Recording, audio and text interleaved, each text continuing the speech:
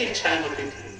और उसके बाद महाराज नेत्र ने देखा, और नेत्र ने देखा तो नेत्र तो वहां तक जा नहीं सकता क्योंकि नेत्र आपके बॉडी में है, बॉडी में तो सब है, लेकिन हाथ हाथ लपक के आप दे सकते हैं। अब उसको प्रेरित किया किसने? पैर को, कि वहां तक चल के जाइए। अब पैर तो वहां तक जा सकता है लेकिन आम को तोड़ थोड़ी सकता है। तोड़ा किसने? हाथ ने। अब हाथ ने तोड़ा तो बताइए, नेत्र ने देखा, पैर ने चल के गया और हाथ ने तोड़ा, लेकिन मन में इच्छा हुई थी, नेत्र ने देखा। अब क्या करें? अब तो रचना का काम है, मुंह का काम। खाएगा कौन? दांत खाएंगे, आपके जबड़े खाएंगे, उसको काटेंगे, फाड़ेंगे, चीरेंगे। और जब मुंह ने काटा, खाया, फाड़ा तो जिह्वा ने उसका रस स्वादन किया, स्वाद लिया। और स्वाद लिया तो भी रखा नहीं, रखा किसने? पेट में। अब बताइए गलती कहां से शुरू हुई थी? गलती कहां से शुरू हुई थी? नेत्र से। और उसके बाद में नेत्र से गलती शुरू हुई, पैर चल करके गया, हाथ तोड़ा, और हाथ तोड़ करके मुख में खाया गया, जबड़े ने आपका कुचला, पेट ने, रसना ने, जीभ ने उसको जो है स्वाद लिया, और रखा किसने? पेट ने। और ये सारा खेला कौन देख रहा था? उस बालिका का मालिक, उस बगीचे का मालिक देख रहा था। और वो पीछे से डंडा लेकर के आया और धाम से पीठ पे मारा। बताइए इस प्रकरण में पूरे पीठ का कोई मतलब है? ना उसने देखा, ना चखा, ना खाया, ना गया, ना आया, ना तोड़ा, कुछ नहीं। अब बताइए मार कौन खाया? अनायास में किसने मार खाया? पीठ ने। लेकिन लोग कहते हैं कि जैसी करनी वैसी भरनी, चीजें आपके जीवन में घूम के आती हैं। जब मार खाया पेट ने, पीठ ने, और देखा था नेत्र ने, तो जब मार पड़ी पीठ पे तो आंसू कहां से निकले?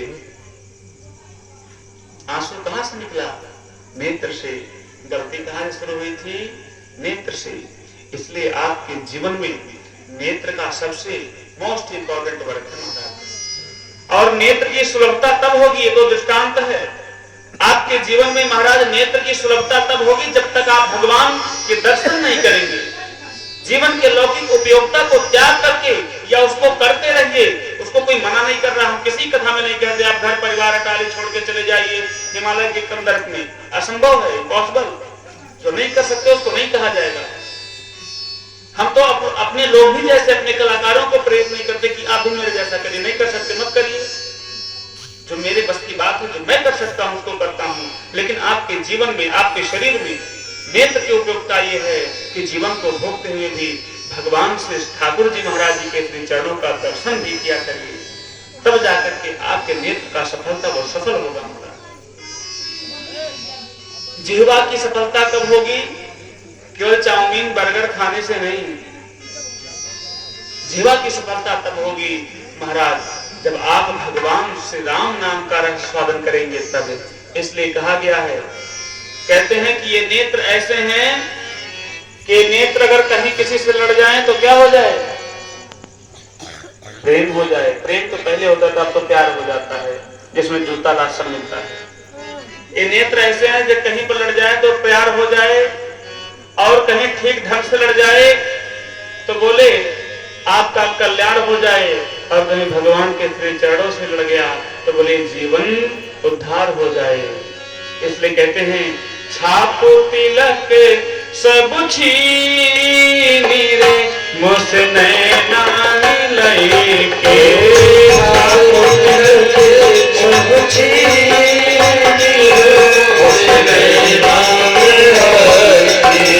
नैना मिलाई के, हाँ नैना मिलाई के, नैना मिलाई के हो, नैना मिलाई के, नैना मिलाई के, हाँ नैना मिलाई के, नैना मिलाई के हो, नैना मिलाई के, नैना मिलाई